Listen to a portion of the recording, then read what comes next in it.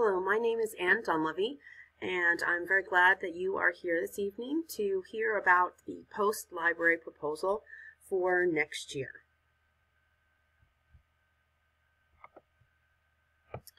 Post has a mission and vision statement that provides safe and a structured learning environment for students, and we're concerned with their academics, emotional, physical, and social well-being, and that our education will be the foundation for every student. The library vision goes off of that and also provides them with an element of technology to enhance their learning, as well as supporting their collaborative and teacher training and materials, as well as enriching and nurturing and welcoming all cultural and ethnic diversity. And these are some of the things that I'm going to be talking about during the presentation that will enhance students' learning. The objective with the money, the funds that are being provided, is to replace the limited and outdated nonfiction materials. Right now, many of the collections are significantly out of date, and because of this, students are not getting the benefits of reading nonfiction text. And we also want to foster that 21st century learner by providing more technology opportunities that will also expand their nonfiction reading material opportunities too. There's a lot of supporting data that will verify what we're trying to do in the library. And we know that when students are reading nonfiction books, it builds comprehension, background knowledge, it improves their vocabulary and their analytical skills. And these are things that 21st century students need to have in order to be successful in school as well as in the workplace. We also know that nonfiction can be very appealing to students, especially if not all students enjoy fiction, but even if they enjoy fiction, nonfiction can have a place for them as well. We also know that students need a sense of ownership when it comes to reading, and that can come with having choice. Our current collection here at Post. The age of the collection, and as you can see, many of the collections are over 10 years old. And in the nonfiction department, there are places where that would be okay, but there's other places where it makes the collection significantly lacking. So when I analyzed the collection, for example, the history and geography section is the second to the oldest in the nonfiction section.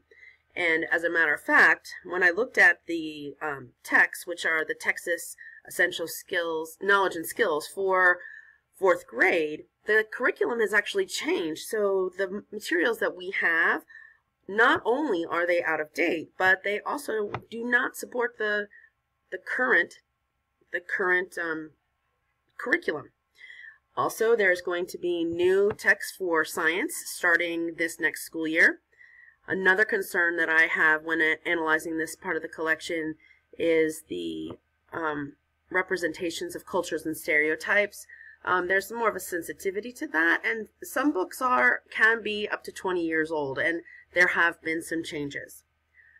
So with the additional funds, I'd like to purchase materials to support the new texts. I would also be looking for more resources, so when the entire grade is using them. Now, I used the social studies as an example, but this is across the curriculum where we need to update the materials. And I'd like to see that there's enough for when a student is using, a grade level is studying something, that there's enough materials for the grade level to access and use them.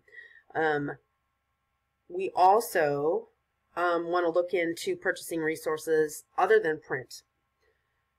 With the diversity at Post, it is important to represent the culture and the community. And so all of these things go together to create a collection that will serve as positive examples as well as current. I looked at the books at each of the grade level by their grade level reading levels, and you can see from this graph that third grade has by far the most, third and fourth grade. But you can see that there's an underutilized amount of nonfiction reading for kindergarten and first grade. And it's just as important for the younger students to have that exposure as the older students. So I'll reiterate that third grade is the average level, but it doesn't represent enough of the students. And I would like to purchase materials that are going to foster reading for all the grade levels, especially the younger ones. Just because you are in fourth grade and studying fourth grade curriculum, your reading level might be above or below. And by using technology, I'm hoping to have more reading levels available for students. Lastly, I'm interested in making sure that the collection is something that not only is current and viable for the curriculum, but I also want to make sure that our collection is something that provides interest for our students. We know that reading materials that are interested will increase the reading of that student and the abilities of those students. So I would like to use the funds to really represent the community that uses them by allowing them to have input into what materials are purchased. I think that through the technology as well, we will have interest for students just because of the technology available. Through the funds, I will also be providing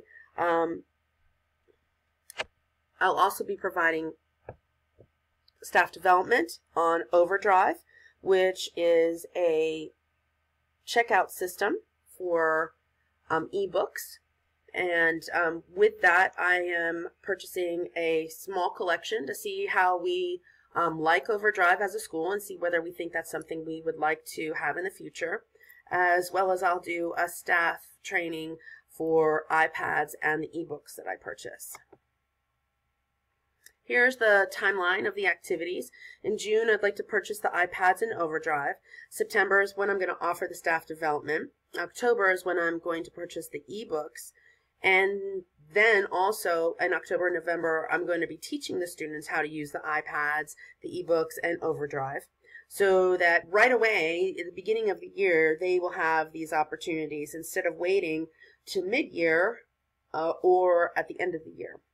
Then January, I'd like to purchase the nonfiction books that I'm looking to get that I've carefully selected, as well as then in March, once the books come in, I'd like to have a celebration of all of the nonfiction things that we are looking at and working on this year by having a makerspace and reading incentive in March.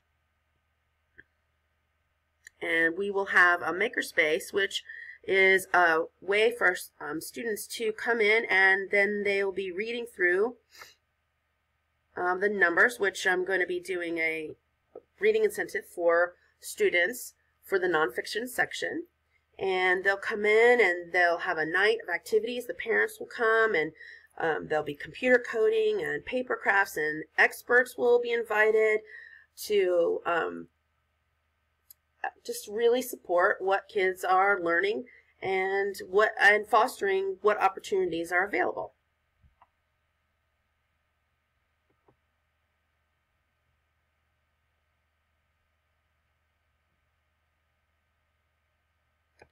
And then lastly, in May, I'd love to have a vocabulary parade celebration where students dress up as their favorite nonfiction thing that they learned about, and then that as a way to educate the rest and maybe entice students into exploring other areas of the nonfiction collection. Parents would also be invited to that. Thank you very much for your interest in the library, and if you have any questions, feel free to contact me. Thank you very much for coming.